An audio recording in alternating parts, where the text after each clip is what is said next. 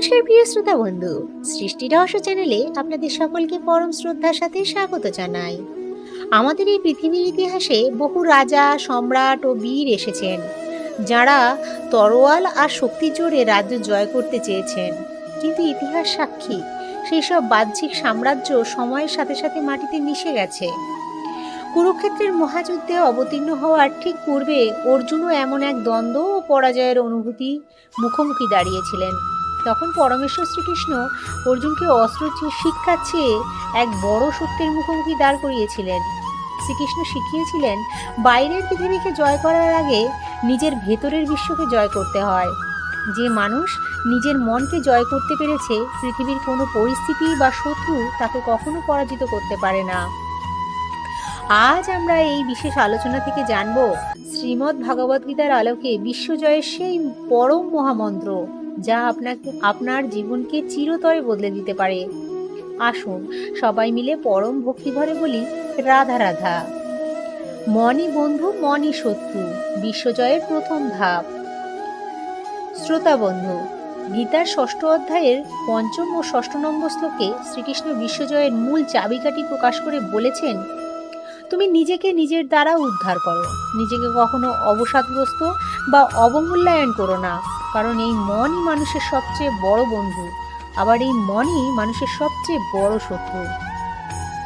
যার দ্বারা নিজের মন বিজিত হয়েছে, তার মন তার পরম বন্ধু, কিন্তু যে নিজের মনকে জয় করতে পারেনি, তার মন শত্রুর মতো আচরণ করে তাকে বিনাশের দিকে নিয়ে যায়।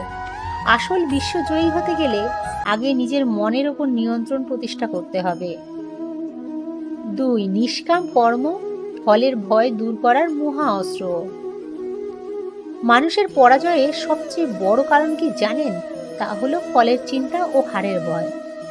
গীতার ২য় অধ্যায়ের ৪৭ নম্বর শ্লোকে পরমেশ্বর শ্রীকৃষ্ণ বিশ্বজয়ের সবচেয়ে শক্তিমান অস্ত্র উপহার দিয়েছেন।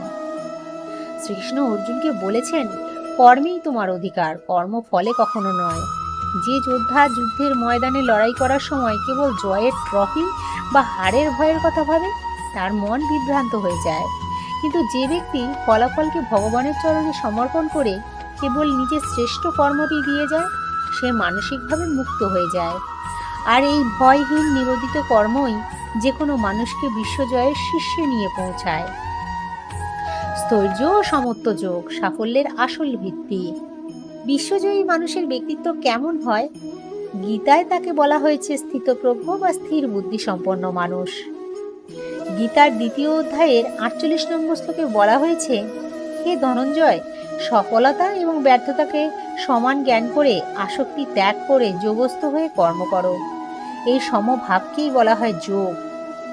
যে মানুষ প্রশংসায় অহংকারী হয়ে ওঠে না এবং নিন্দায় ভেঙে পড়ে না, জয় ও পরাজয় উভয়কেই সমভাবে গ্রহণ করে এগিয়ে যেতে পারে, প্রকৃতির সমস্ত শক্তি সেই মানুষের সামনে মাথা নত করে। এই মানসিক স্থৈর্যই বিশ্বজয়ের আসল শক্তি। পরম শরণাগতি ও অন্তিম বিজয়।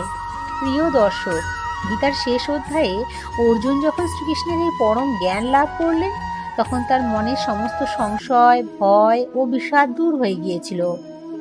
গীতার ১৮ অধ্যায়ের ৭৮ নম্বর শ্লোকে সঞ্জয় ধৃতরাষ্ট্রকে স্পষ্ট বলেছিলেন, যেখানে যোগীশ্বর শ্রীকৃষ্ণ আছেন এবং যেখানে নীতিবান উদ্যমী অর্জুন আছেন, সেখানেই শ্রী, জয়, অসাধারণ শক্তি এবং ধ্রুব নীতি অবস্থান করে। আপনার জীবনেও যখন শ্রীকৃষ্ণের নীতি, ভক্তি এবং আপনার নিজের দৃঢ় কর্ম মিলে মিশে একাকার হবে, তখন জীবনের প্রতিটি ক্ষেত্রে আপনার জয় সুনিশ্চিত। বাইরের বিশ্বকে জয় করার আগে নিজের ভেতরে আলোর শিকাটি জ্বালান। আজকের এই বিশ্বজয়ের পরম অধ্যাত্ম তত্ত্ব যদি আপনার রক্তে এক নতুন প্রেরণা এনে থাকে, তবে কমেন্ট বক্সে পরম ভক্তিভরে লিখুন, জয় শ্রীকৃষ্ণ। সৃষ্টি রহস্য চ্যানেলের পক্ষ থেকে আপনাদের সবাইকে অন্তরের শ্রদ্ধা ও ভালোবাসা। জয়ী হন, গীতাময় সত্যে নিজেকে প্রতিষ্ঠিত করুন। রাধে রাধে।